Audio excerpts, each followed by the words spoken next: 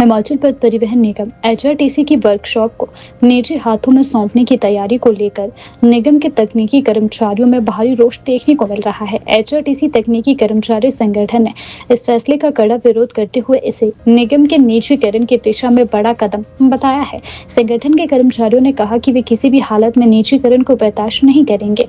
उनका कहना है कि यदि वर्कशॉप को निजी कंपनियों के हवाले किया तो प्रदेश में पहले से चल रहे रोजगार के अवसर भी खत्म हो जाएंगे और जनता बेरोजगार होती जाएगी।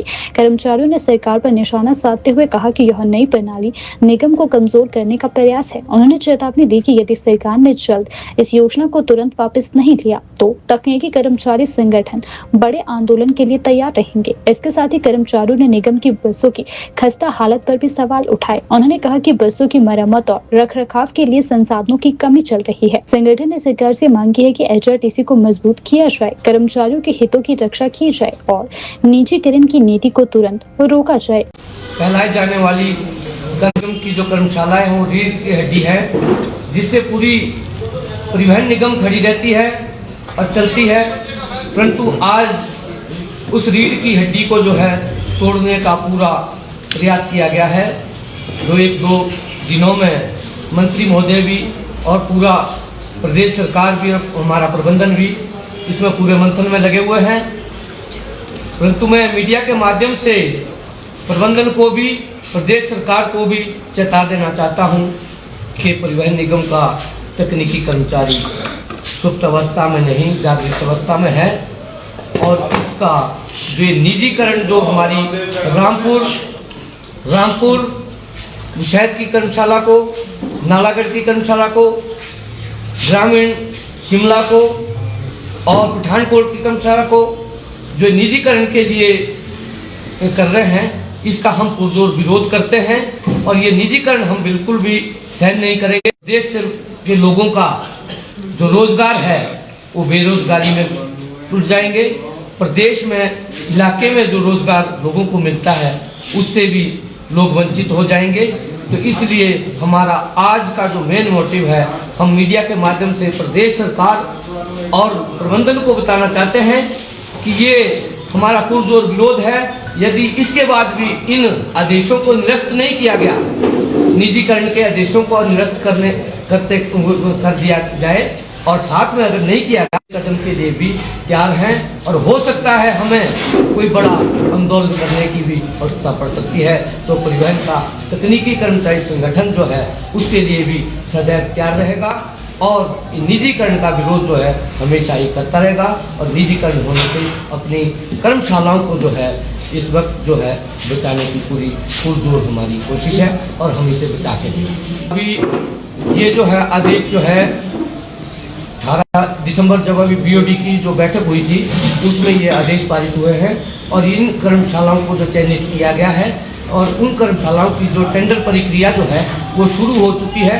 30 तारीख तक का जो समय मंत्री महोदय ने दिया है, तो 30 तारीख तक जो टेंडरों की प्रक्रिया को पूरी करके जमा कराएगा। तकनीकी कर्मचारियों की संख्या जो है इस वक्त केवल मात्र 1100 है और जबकि हमारा सैंक्शन जो पोस्ट है 1700 के नॉर्म की जो हमारी पोस्टें हैं वो 2260 पोस्टें हैं।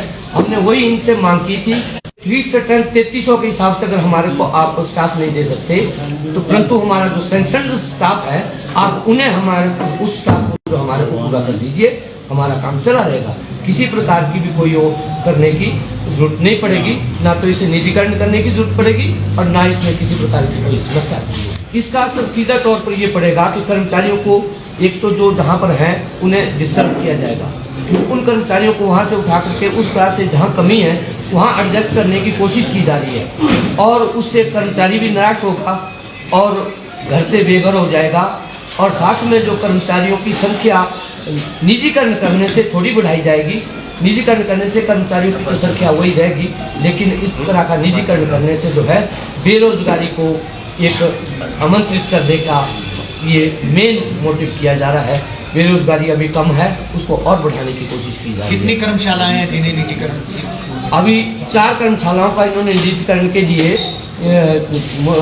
टेंडर प्रक्रिया की है, जिसमें रामपुर शहर की और नालागढ़ की और पठानकोट की और 3 नंबर ग्रामीण यूनिट शिमला की ये 4 कर्मशालाएं जो है इनकी टेंडर प्रक्रिया पूरी कर चुके हैं और इन्हें जल्दी से जल्दी हम निजीकरण के इसमें वहाँ से हटा दिए जाएंगे और वो वहाँ पर जो आउटसोर्सिंग कर दिया जाएगा सारा ही, और वो कर्मचारी जो है वो रेपरेट तब्दील कर दिए जाएगा। तो ये दिया गया है कि मैंने ये हमारे स्टाफ की जो कमी को भी दर्शा रहे हैं कि कमी को पूरा करने के लिए हम ये इस तरह से कर रहे हैं। और कमी जो है वो वर्कशॉपों को आउटसोर्स करने से कोई कर्मचारियों की कमी दूर थोड़ी होगी। अगर वो ठेकेदार चला जाता है तब कहाँ से कर्मचारी आएगा? ठेकेदार की कोई जरूरी हो थोड़ी है कि वो उस फैसिलिटी को दे पाएगा।